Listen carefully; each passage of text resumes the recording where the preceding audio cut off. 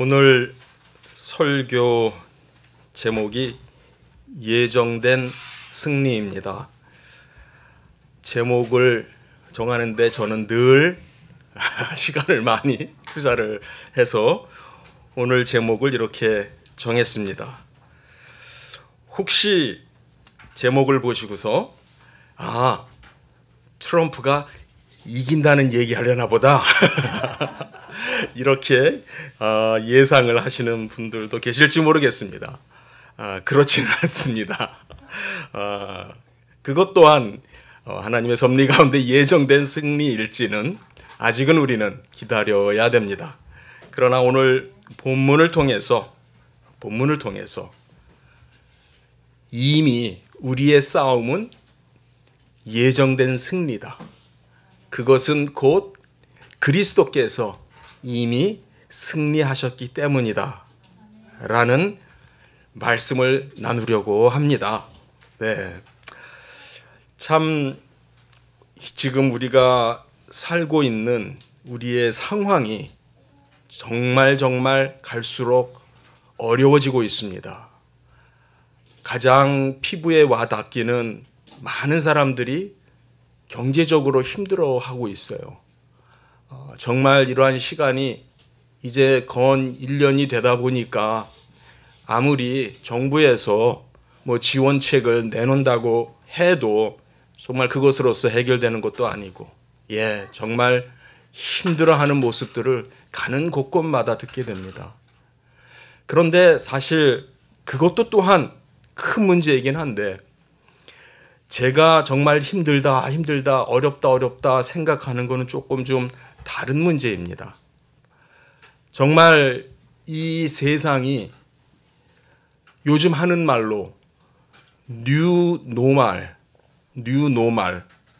노말이 새롭게 정의가 되고 있는 거예요. 정상이 새롭게 정의가 되고 있는 거예요. 그러니까 이제까지 우리가 알고 살았던 세상이 더 이상은 아닌 그런 세상을 지금 우리가 접하게 됩니다. 이미 그렇게 진행이 돼 온 지가 꽤 된지는 모르겠습니다. 그렇게 됐습니다, 사실. 그런데 우리가 지금 비로소야 크게 느끼고 있는 것 같습니다. 문제는 시작에 불과하다는 거예요.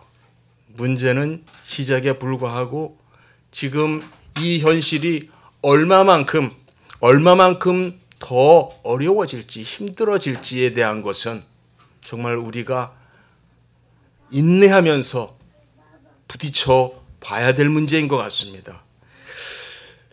그런데 우리가 지금 공부하고 있는 이 베드로전서의 내용에서도요, 크게 다르지 않은 상황을 보는 거예요. 기본적으로 이제 베드로전서에 대해서 공부할 때 제가 서두에서부터 여러 차례 말씀드렸지만은 베드로전서는 특별히 박해 가운데, 기독교 초기에 박해 가운데 흩어져 있는 성도들에게 그들에게 위로와 격려와 또 권면의 말씀을 편지로 담아서 보낸 내용이다 라고 얘기를 해서 우리가 그 부분을 잘 압니다. 그래서 우리는 어떻게까지도 생각을 하냐면 그때는 정말 힘들었겠다. 그렇죠?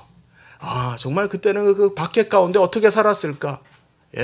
정말 그 굴로 찾아 들어가서 심지어는 땅에 굴을 파고 개미들처럼 그렇게 박해를 피해서 그렇게 어떻게 살았을까? 참 그때는 힘들었겠다. 이렇게 우리는 지금 생각을 할 수가 있는데, 지금 우리의 모습 또한, 우리의 처지 또한 안 힘들지 않아요. 그때는 특별히 힘들었는데 지금은 좋아졌다. 어떤 면에서는 칼과 창이 나를 겨누고 있지 않다라고 하는 점에서는 차이가 있을지 몰라도, 그러나 여러 가지 면에서 생각을 할 때 정말 힘든, 특히 이 모든 것을 정말 우리가 하나님을 잘 믿고 하나님의 자녀로서 신앙생활 잘하고 하나님이 주시는 이 복을 누리고 그렇게 살고 싶은데 그거를 못하게 하고 방해하고 막 그거를 해치려고 하는 그러한 세력들이 너무나 기성을 부리고 막 일어나고 있는 모습을 보게 돼요.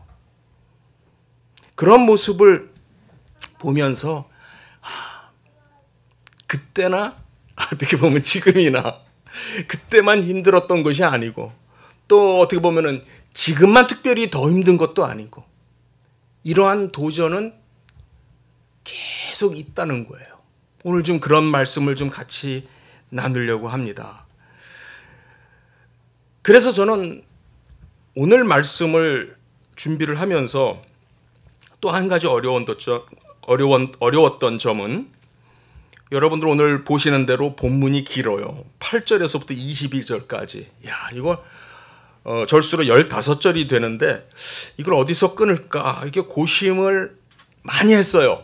고심을 많이 했는데 끊다 보니까 이게 또 좀 이렇게 다이내믹이 어떠한 좀 그런 그 힘이 좀 줄고 그래서 본문을 8절에서부터 22절까지 다 읽었고요. 제가 다음 주에 한 번 더 설교를 할 겁니다.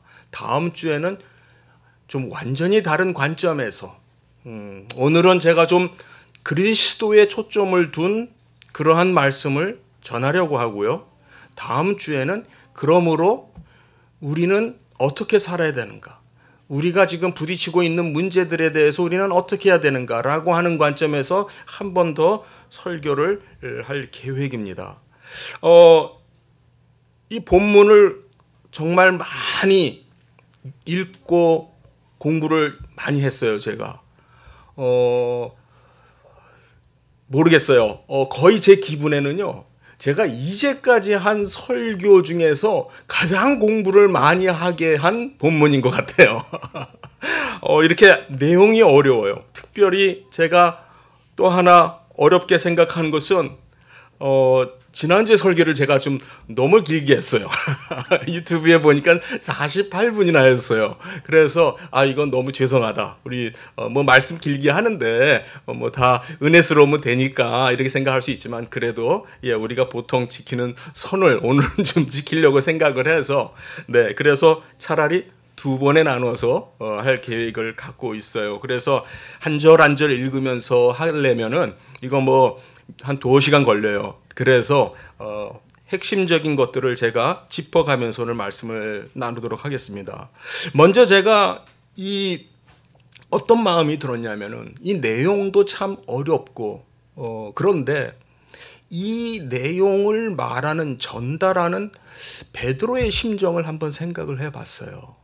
베드로가 지금 어려움 가운데 처해 있는 성도들을 향해서 어떻게 쓰든지 그들이 비록 우리의 현실은 팍팍하고 정말 생명의 위협을 느끼고 있는 그런 핍박과 고난 속에 있지만 그래도 신앙생활 잘해라, 잘합시다 하고 격려하는, 위로하는 메시지를 보내는 중인데 과연 베드로는 그 격려와 위로의 메시지로서 다시 한번 우리를 이제 추스리게 하는, 다시 한번 좀 이렇게 내려놨던 그런 그 긴장을 다시 한번 동요매는 이러한 메시지로 베드로는 어떤 내용을 전하는가? 다시 말씀드리면 왜 굳이 이런 내용을 전하는가? 그런 상황에서도 베드로는 목회자로서 베드로를 저는 목회자로서 좀 같이 좀 공감을 좀 해보려고 했었어요.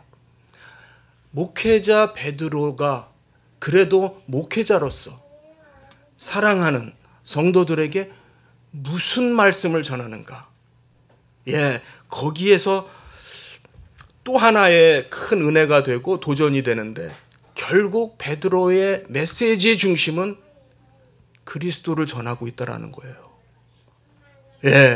결국은 그리스도를 전하고 있다라고 하는 그것을 통해서 다시 한번 제 자신에 대해서도 반성하게 되고, 예, 내가 교인들에게 무슨 말을 전해야 될지, 예, 결국 성경에서 내가 무엇을 전해야 되는지, 무엇에 초점을 맞춰야 되는지에 대해서 다시 한번 생각을 하게도 되었습니다.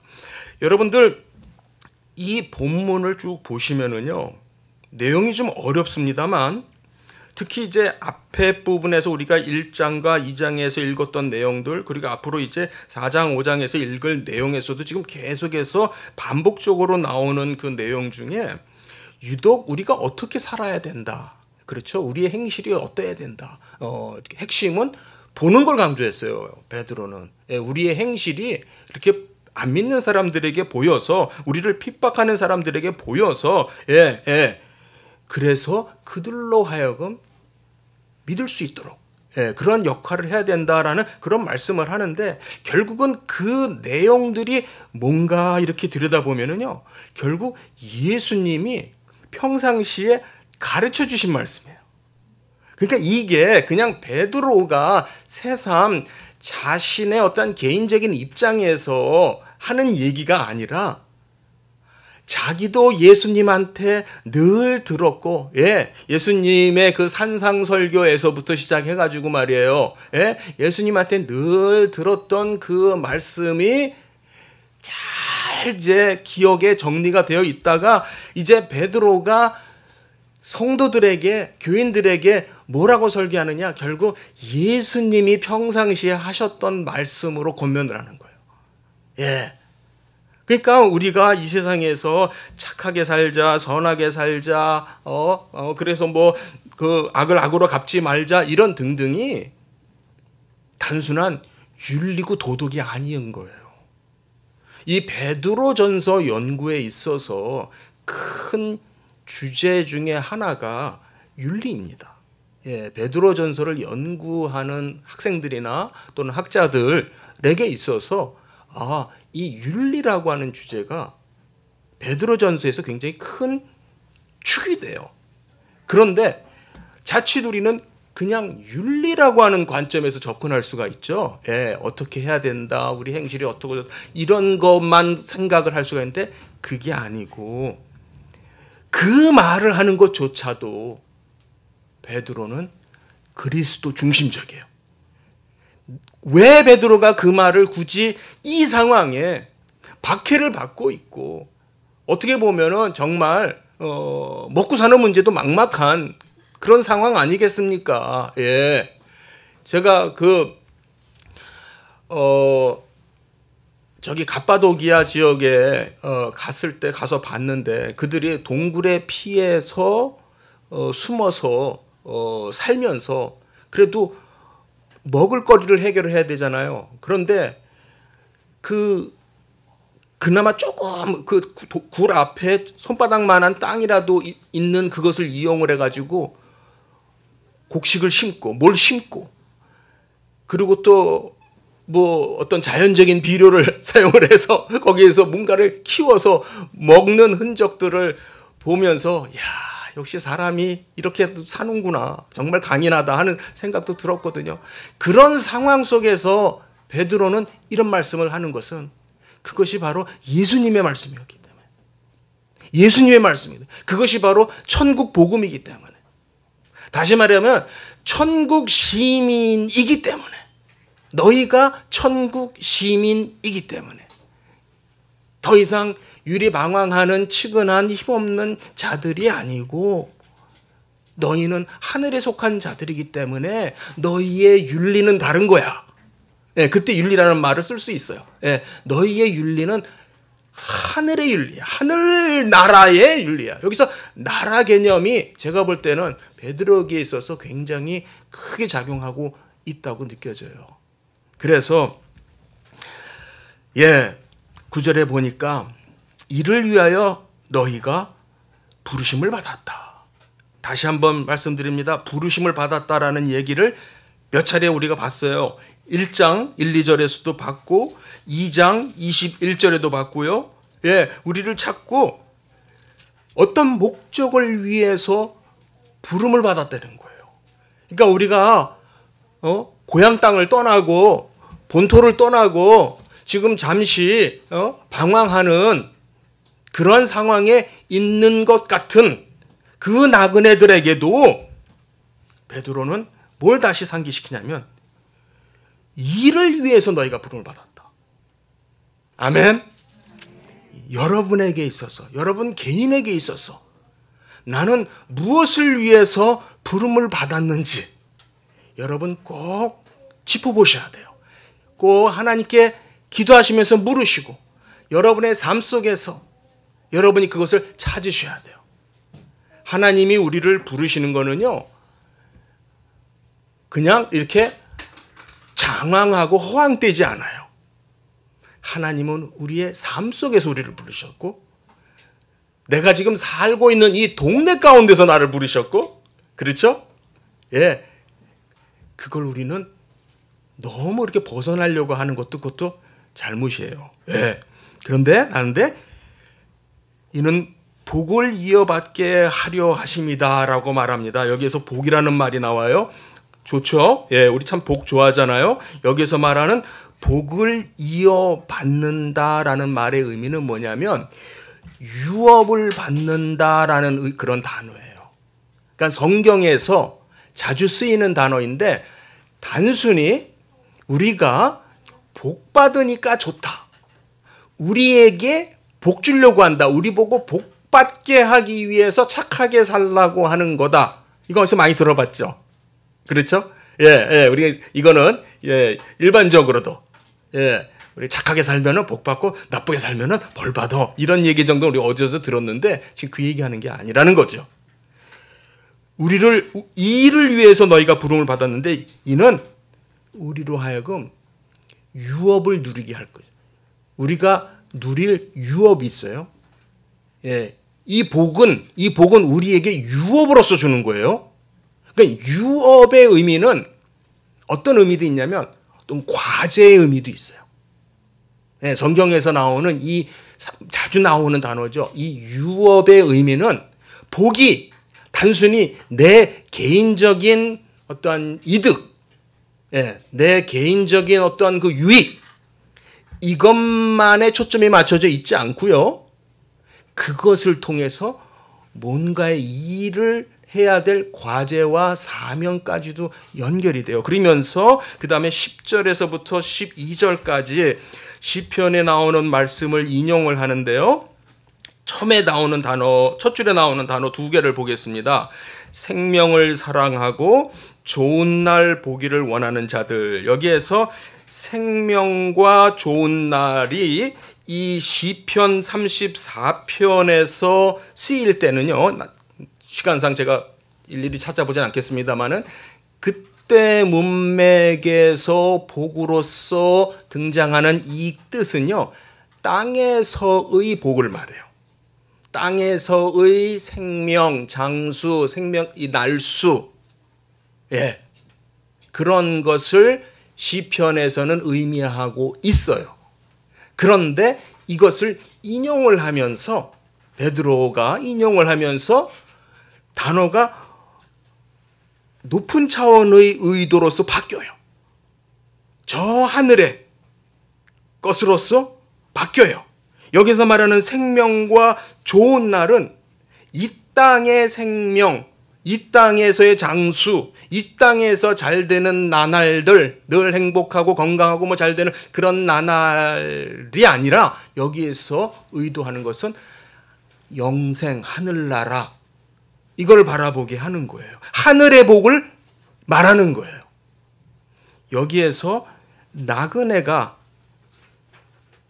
필요한 하나의 복관, 복개념을 제가 간단하게만 얘기하고 언급하고 넘어가려고 그래요. 구약 성경은 이 땅에서 잘 되는 것을 복으로 말하고 있어요.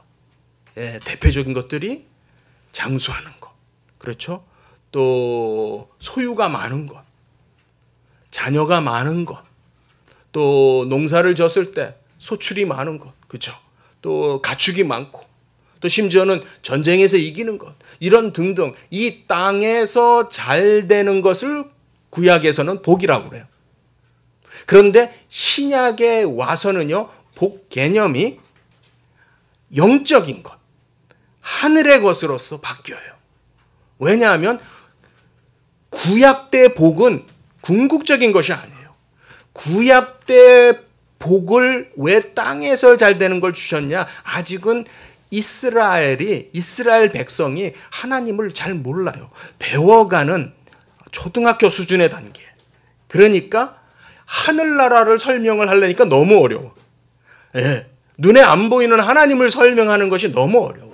그러니까 땅에서 하나님 잘 믿으면 이 땅에서 잘 된다 라고 하는 걸 통해서 그들에게 신앙심을, 하나님을 믿을 수 있는 믿음과, 그래서 궁극적으로 보이지 않는 하나님을 바라보고 저 영원한 나라를 소망하게끔 한 거예요. 이제 신약 성도들은 그것이 우리에게 다가왔어요. 그때는 예표라고 할까요? 그림자라고 할까요? 근데 지금은 이제 예수 그리스도가 오심과 함께 진짜가 온 거예요. 실체가 온 거예요.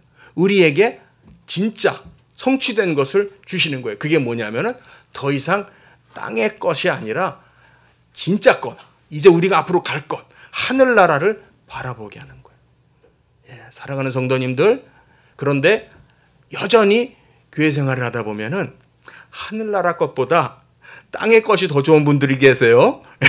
예, 그것은 아직 하나님의 말씀을 잘 이해하지 못한 거예요. 아버지의 뜻을 잘 이해하지 못한 거예요. 땅에 있는 것들은 있다가도 없어져요. 영원하지 않아요. 그렇죠? 영원하신 분은 하나님이에요. 우리가 하나님께 가서 하나님과 같이 영원히 복락 가운데 누리는 그것을 동경하고 소망하고 바라는, 그게 복입니다. 할렐루야. 예, 이 구절에서 말하는 복이 바로 그거예요. 우리에게 유업으로 줄 복이 뭐냐? 바로 그거예요. 영원한 하늘나라에서 누리는 그 복을 우리가 이 땅에 살면서 잊어버리지 말라라고 하는 거죠. 예, 좀 건너뛰겠습니다. 14절 가서 보면은요, 그러나 의를 위하여 고난을 받으면 복이 있는 자니 그들이 두려워하는 것을 두려워하지 말며 근심하지 말고. 자, 여기 보면 14절에 아까 제가 그랬죠? 베드로가 예수님 설교를 지금 옮기고 있다. 예수님한테서 배웠던 것을 지금 또 해주고 있다. 자, 24절이야말로 그렇게 들리죠. 예, 의를 위하여 핍박을 받는 자는 복이 있나니, 뭐 이런 말씀 들리죠. 우리 마태복음 5장 10절에 보면은 우리 산상 설교 가운데 예수님이 하셨던 말씀이 떠오르게 됩니다. 자, 여기에서 제가 의라고 하는 단어가 나와서 잠시 제가 설명을 드리려고 그래요. 왜냐하면은 우리는 성경을 읽을 때 굉장히, 이게 제가 학교에서 우리 학생들 가르치면서도 굉장히 어려운 부분이고 잘 안 되는 부분이에요. 뭐냐면 우리는 성경을 읽을 때 글자가 같으니까 그냥 의미를, 내가 알고 있는 의미를 그냥 이렇게 대입해서 그 의미려니 하고 읽고 넘어가요. 제일 큰 차이가 나고 어려운 문제 중에 하나가 여기 의라고 하는 거예요. 성경에서 말하는 의라고 하는 것은 우리가 일반적으로 생활 속에서 일상적으로 어떤 뭐 재래적으로, 통념적으로, 전통적으로 알고 있는 그 의가 아니에요. 예, 그 의가 아니에요. 우리는 이제 누가 이제 좋은 일 하고 뭐 이렇게 지하철에서 말이야, 누가 떨어졌는데 저 열차가 오고 있는데 뛰어 내려가서 사람을 건져내는, 자기 죽을지도 모르는데 그런 일을 하면은 신문에 크게 나죠. 의인이다. 우선 우리는 의라고 하는 말을 이제 그렇게 쓰는데 성경에서 말하는 의는 그런 데 있지 않고요. 기준이 하나님에게 있어요. 성경이 말하는 의는 하나님이 옳음이 드러나는 게 의예요. 예, 하나님의 옳음이 드러나고, 결국 그 말은 무슨 말이냐면은 하나님의 옳음을 우리가 드러내는 거고요. 결국 예수 그리스도께서 굳이, 하나님이신 그분이 굳이 인간의 몸을 입고 오셔서 우리를 대신해서 죽고 부활하심으로써 무엇을 하셨냐? 하나님의 의를 이루신 거예요. 예, 인간이 하나님의 말씀을 어겼잖아요. 예? 아버지가 하신 말씀을 어겨도 그거 정말 큰 문제고, 어른이 하신 말씀을 어겨도 그거 큰 문제인데 하나님의 그 말씀을 인간이 어겼잖아요.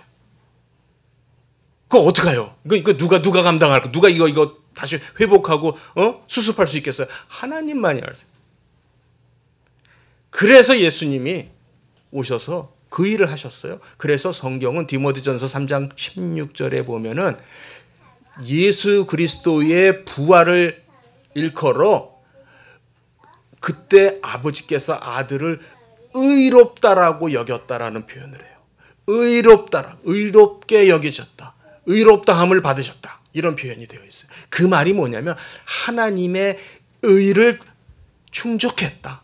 하나님이 의로우심을 세상 가운데 드러내 보여줬다. 네, 바로 그 의미예요. 그것을 위해서 우리가 고난을 받는 거예요. 하나님의 그 오르심, 하나님의 그 공의로우심, 하나님을 드러내는 그 일을 위해서 때로는 우리가 고난과 핍박을 받을 수가 있죠. 그들이 복되다라고 하는 거예요.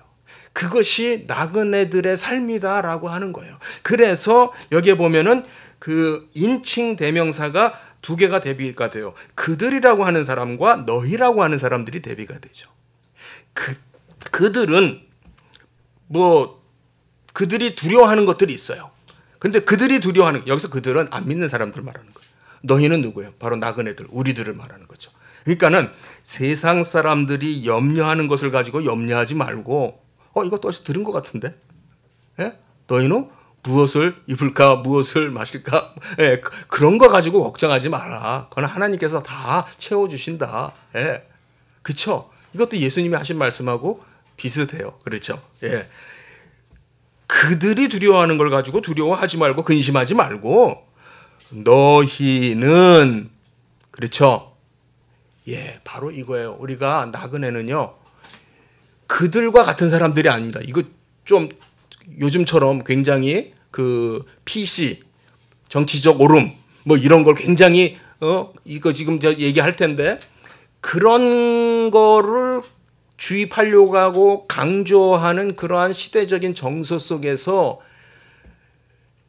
우리와 그들을 구별하는 것이 상당히 이 정서에 거슬릴 수가 있습니다. 그러나 우리는 뭘 따라가야 되겠습니까? 세상의 정서를 따라가야 되겠습니까? 하나님의 말씀을 따라가야 되겠습니까? 그렇죠. 하나님의 말씀을 따라가야 돼요. 우리는 세상 사람들이 생각하고 걱정하고 또는 의미를 두고 좋아서 따라가던 어쨌든 그런 자들과 우리는 대비가 되는 것을 이 본문은 얘기해요. 그래서 15절에 보니까 마음에 어떻게 하는 거냐면요, 그리스도를 주로 거룩하게 하고, 이 부분은 조금 제가 설명을 좀 해야 돼요. 왜냐하면 번역 자체가 어려워요. 저는 과감하게 여러 번역서들을, 그러니까는 그 버전들, 성경 버전들을 봤는데 이렇게 번역을 많이 했어요.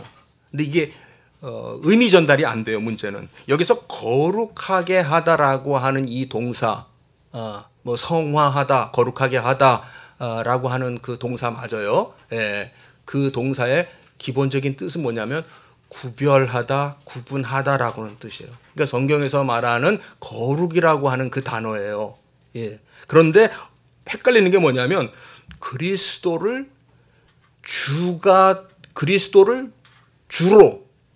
그리스도가 주잖아요. 주님이잖아요. 예, 그리스도가 주라는 뜻이고, 또 사실은 그리스도라고 하는 그 의미 속에 사실 주되심의 의미도 들어있긴 해요. 들어있어요. 그런데 이 말은 뭐냐면 그리스도를 주로 구분하라 그 뜻이에요. 쉽게 말하면요.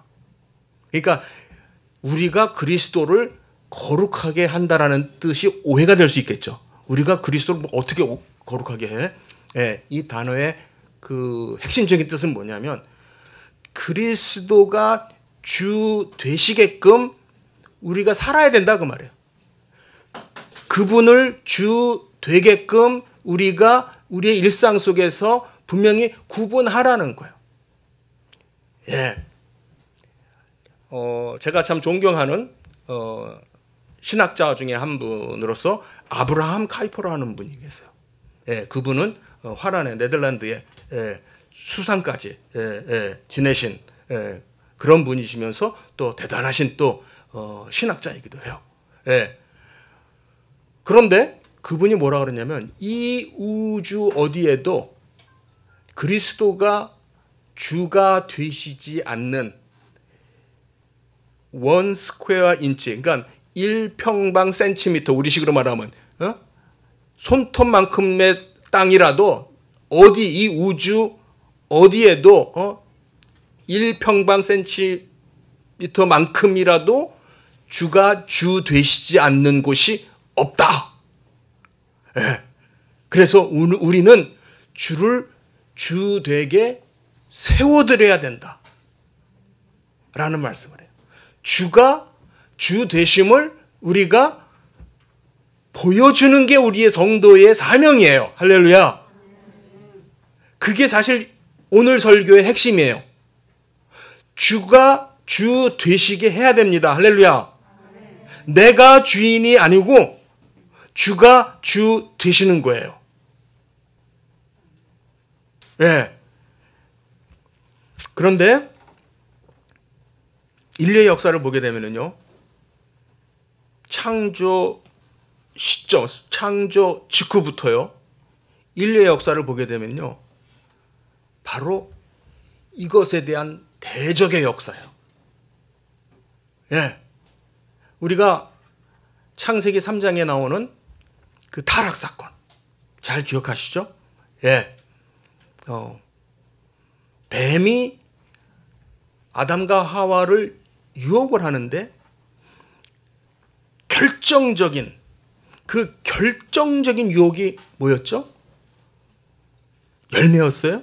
열매가 너무 맛있어서 사양하기가 너무 어려워가지고 너무 저거 한번 꼭 먹어보고 싶어가지고 아담과 하와가 그걸 뿌리치지를 못해서 먹은 게 아니죠. 뭐예요? 하나님 될 수 있다는 말이에요. 저거 먹으면 너희도 하나님과 같이 된다는. 인간에게 있어서 가장 큰 유혹이 뭐냐면은 하나님 되는 거예요. 자기 스스로가 자기가 자기의 주가 되는 거. 이게 인간이 하고 싶은 가장 큰 욕망이에요. 사실요, 지금 아이들이 학교 다니면서 대학원 이렇게 공부 많이 해서 평생 연구를 해서 이루고자 하는 게 뭔 줄 아십니까? 결국 자기가 이 세상을 다스리는 가능한 한 넓은 영역을, 많은 것을 자기가 다스리는 자가 되는, 직접적으로 영향을 줄 수 있는, 좋게 말하면 많은 사람들을 위해서라고 말을 하지만 사실 그러한 모든 것이요, 세상 정복이에요. 정복, 개척, 신대륙 발견, 인간 승리, 이런 표현들이 다 결국 보면요, 인간이 주가 되고 싶은 거예요. 그런 사건이 창세기에서 또 나오죠. 바로 11장에 나오는 바벨탑 사건. 바벨탑 사건이 뭐가 문제예요? 하나님의 뜻은 그들이 땅을 정복하고 저 뻗어나가고, 땅을 정복해서 이 땅 끝까지, 저 우주 끝까지라도 갈 수 있는 데까지 가서 정복해서 뭐 하라는 거예요? 거기서 행복하게 잘 먹고 잘 살라는 거예요? 조금 전에 그랬잖아요. 주가 주 되심을 드러내는 거죠. 거기까지 하나님의 나라임을 선포하라는 거예요. 거기까지 가서 하나님의 나라라고 하는 깃발을 꽂으라는 거예요. 그런데 바벨탑의 사건의 문제는 뭐예요? 그만 가. 여기서 우리가 멋있는 성을 짓고,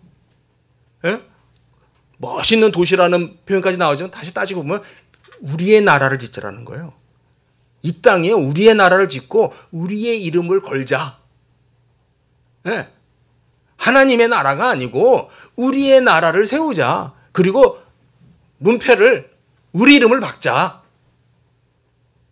이게 바로 하나님을 도전하는 대적 행위예요. 신약에서는 저는 이 본문을 들고 싶어요. 마태복음 6장 24절에 보게 되면은 우리가 두 주인을 섬기지 못한다라고 그러죠. 재물과 주님을, 그리스도를 섬기지 못한다. 거기서 말하는 재물에 해당되는 단어가 그 단어의 근원이 만몬이라고 하는 단어예요. 근데 여기에서 어떤 단어를 사용하냐면 주. 지금 여기서 사용한 거는 주. 예. 주가 둘일 수 없다. 너의 인생에 주가 너의 주인이 둘일 수가 없어. 예. 그거는 성립이 되지가 않아. 그런데 문제는 어떻게 재물이 내 주가 되느냐라는 거죠. 바로 인류의 역사는 그 재물을 내 주로 삼고, 그래서 재물을 쫓아가고, 재물이 나를 위해서 존재하는 것이 아니라 내가 재물을 위해서 존재하는 것처럼 모든 의미가 달라지고, 예, 쉬운 말로 하면은 돈 때문에 사람이 안 보이는, 예, 돈 때문에 사람을 무시하고, 돈 때문에 사람을 죽이고, 예, 이게 그냥 막장 드라마가 아니에요. 인류의 역사가 이렇다는 거예요. 인류의 역사가 이래요. 예. 결국 지금 우리가 뭘 봐야 되느냐? 하나님을 대적하는 세력이 끊임없이 우리가 창세기를 읽기 시작한 그 초입부터 이 문제는 계속 있어 왔어요. 언제까지 있을 것이냐? 주님 재림하실 때까지 있습니다. 주님 재림하실 때까지 있다는 거예요. 네. 그것에 대해서 지금 베드로는 다시 말씀드립니다마는 거의 2000년 전에 그 성도들 정말 저렇게 어둡고 습하고 축축하고 정말 저런 데서 문둥병 안 걸리나 싶을 정도로 어떻게 저런 데서 살았지 싶은 그런 시대를 우리가 생각하면서 그들을 치긴히 여기고 있는데 그들만 치근한 게 지금 아니라는 거예요. 그 치근한 상황 속에 베드로가 그들에게 던지는 메시지는 굉장히 단호하다는 거예요. 그냥 이렇게 정서적으로 감성적으로 타치하는 그러한 설교가 아니고, 예, 주가 주 되시도록 살아라 그 말이야. 네 삶에 있어서 주가 주로 드러나게 하라. 예. 너무 과하지 않습니까? 그렇지 않고선 우리가 무너져요. 주가 주 되는 삶을 살지 않으면은 우리가 무너져요. 시간상 제가 좀 설명을 생략하고 마지막 부분으로 넘어가겠습니다. 왜냐하면 다음 주에 다시 한번 제가 빠뜨린 부분들은 보충하면서 다시 할 거니까. 오늘의 설교의 결론은 22절에 있어요. 오늘 이 3장 전체의 결론은 22절에 있어요. 한번 같이 읽겠습니다. 시작. 그는 하늘에 오르사 하나님 우편에 계시니 천사들과 권세들과 능력들이 그에게 복종하느니라. 예, 지금 하나님이 어디 계십니까? 하나님 우편에 올라 계십니다. 자, 이때 이 말을 이해하기 위해서 필요한 부분이 뭐냐면 18절이에요. 18절 끝에 부분만 언급을 하면은요, 육체로는 죽음을 당하시고 영으로는 살리심을 받으셨어요. 네. 네. 이게 무슨 말이냐면은 육은 죽고 영은 살았다라는 이런 뭐 육과 영의 이 분리를 말하는 게 아니고요. 여기서 보셔야 되는 건 여러분들이 예수님이 오셔서 하신 그 사역의 기간을 끊어서 생각하시면 돼요. 육으로 하신 사역은 목적이 뭐예요? 죽으시는 거죠. 그렇죠? 육을 입으셨던 그 이유가 뭐예요? 우리를 대신해서, 예, 율법을 다 지키시고, 네, 그 죄값으로 인해서 죽으시는 거, 우리를 대속하시기 위해서 죽으시는 그것이 이제 육으로는 여기에 해당돼요. 그러니까 여기에서 육으로는 죽음을 당했다라고 하는 것은 예수님께서 인성을 입고 오셔서, 예, 이 땅에서 하신 그 사역, 그 사역의 기간, 성육신에서부터 십자가의 죽음까지의 그 기간, 예, 그 기간을 보셔야 돼요. 예수님을 이렇게 분리하려고 하지 말고, 예, 이렇게 나누려고 하지 말고 기간을 보세요. 영으로는 살리심을 받았다요. 그럼 뭐예요? 부활의 순간부터 지금에까지도, 재림에까지. 그렇죠. 그러니까 지금 영으로는 살리심을 받았다. 요 말이 로마서 1장 3절 4절에 나오는 말씀하고 짝이 돼요. 그건 나중에 다시 한번 설명하고 지금은 설명하지 않겠습니다. 즉 영으로 지금 일어나셔서, 그러니까 성령으로 예수 그리스도께서 부활하셨고, 또 그 다음에 여기서 굉장히 어려운 바울의 신학에 있어서 굉장히 어려운 부분이 뭐냐면 고린도 전서 15장 45절에 보면은 첫사람 아담은 생명, 살아있는 생명체인데 반해서 두 번째 아담, 마지막 아담은 뭐라고 되어 있어요? 생명을 주시는 뭐다? 영이라고 되어 있어요. 생명을 주시는 영이라고 되어 있어요. 살리시는 영으로서 소개가 됩니다. 그래서 부활 이후에 예수 그리스도는요, 신약 성경에 보면은 영이라고 하는 단어로 많이 대체가 돼요. 예. 그러니까 물론 그 영이 성령이기도 해요. 그런데 성령을 어떻게 신약 성경은 자꾸 이해를 하냐면 바로 보내주신 그 성령을 그리스도의 영이다. 그리스도의 영이다. 그래서 결국 그리스도께서 다시 우리에게 오신 것으로서 내가 너희와 세상 끝날까지 항상 함께 있으리라 그랬잖아요. 그리고 성령을 보내주셨잖아요. 딴 사람이 왔는데요. 딴 분이 오셨는데 그게 아니고 그분이 누구예요? 그리스도가 영으로 오신 거예요. 그러니까는 영으로 살으셨다라고 하는 그 말은 뭐냐면 부활에서부터 시작해서 그리스도의 사역이 끝난 게 아니고, 그렇죠? 끝난 게 아니고 지금 계속해서 살리심의 사역을 하고 있는 거예요. 살리심의 사역을 하는데 그것은 영이 오셔서, 영으로 오셔서 하고 있다. 아멘? 네. 그래서 19절, 20절, 21절 여기에 굉장히 어려운 말씀인데 이 설명은 오늘 제가 하면은 30분 내에 못 끝낼 것 같아요. 앞으로 30분 내에. 그래서 넘어갑니다. 핵심은 뭐냐면 22절에 무슨 말이 나오냐면 그리스도께서 하나님 우편에 계세요.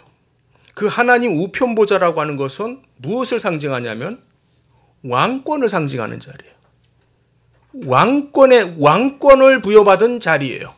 그래서 여기 핵심 단어가 뭐냐면 천사들과 권세들과 능력들이 그에게 뭐 한다? 복종한다. 이 단어가 우리가 본 단어예요. 어디서 봤어요? 3장 1절에서 봤어요. 근데 아쉽게 우리 성경이 그것을 똑같은 단어로 번역을 안 한 것뿐이에요. 제가 지난번에 설명했죠? 예, 3장 1절에 아내들아 남편에게, 자기 남편에게 순종하라, 이것이 좀 불필요하게 과하게 번역이 되어 있다. 그냥 옛날처럼 복종하라가 맞는다. 이 똑같은 단어가 어디 나오냐? 지금 22절에 나와요. 뭔 얘기냐면은 이제 세상의 모든 권세들이, 권력 잡은 자들이, 예, 또 심지어는 악한 영들까지, 천사들도 그리스도를 주로 인정한다 그 말이에요. 그리스도를 주라고, 주님이라고 부른다라고 하는, 그에게 복종한다는 거예요. 이것이 바로 오늘 설교 제목이에요. 최종적 승리, 예정된 승리예요. 그러니까 베드로는 뭘 얘기하냐면은 이미 그리스도가 승리하셨어. 그리고 저 악한 영들을 지금 저 감옥 속에다가 지금 임시지만 지금 잡아 넣어놨어요. 그리고 세상에 우리 이 본문 보면은 에베소서 6장 12절도 생각나잖아요. 예. 예? 우리의 싸움은 혈과 육의 싸움이 아니고 이 공중 권세 잡은 자들, 이 악한 영들과에 대한 싸움이라. 그러나 누가 이길지 모르는 싸움이 아니고요. 싸워봐야 아는 싸움이 아니고, 지금 미국 대선은 지금 끝나봐야 알아요. 그런데 우리의 싸움은 이미 승리로 예정되어 있습니다. 할렐루야. 예, 왜요? 이미 예수 그리스도께서 승리하셨기 때문에. 그래서 지금 모든 천사들까지도, 악한 영들까지도, 모든 권세자와 모든 주관자들과 모든 권력의 권세가 다 그불 발 앞에 복종하고 엎드려 있다. 지금 예수 그리스도가 다스리고 있다. 그러니까 승리자로 살아라. 할렐루야. 네, 시간이 너무 많이 가서 말씀을 마치겠습니다. 우리 성도님들 힘드시지만 힘들다라고 하는 것으로서 자꾸 상념에 젖지 마시고, 너무 자꾸 맘 약해지지 마시고 하나님의 뜻을 이루시기 바랍니다. 그러기 위해서 우리가 성경 말씀으로 돌아가야 되고, 베드로는 그 성도들에게 결국 어떤 설교를 했느냐? 예수 그리스도를 본받으라는 거예요. 예수 그리스도를 바라보자. 예수 그리스도를 바라보고 그분처럼 우리가 예수 그리스도께 복종하자. 예수 그리스도께 모든 것이 복종되어야 되는 그 삶을, 그래서 그리스도만이 주시다. 그리스도만이 주시다. 그렇게 되면 우리가 모두가 다 용사들이 될 거예요. 주님의 병사들이 될 줄 믿습니다. 승리하시는 성도님들 되시길 축복합니다.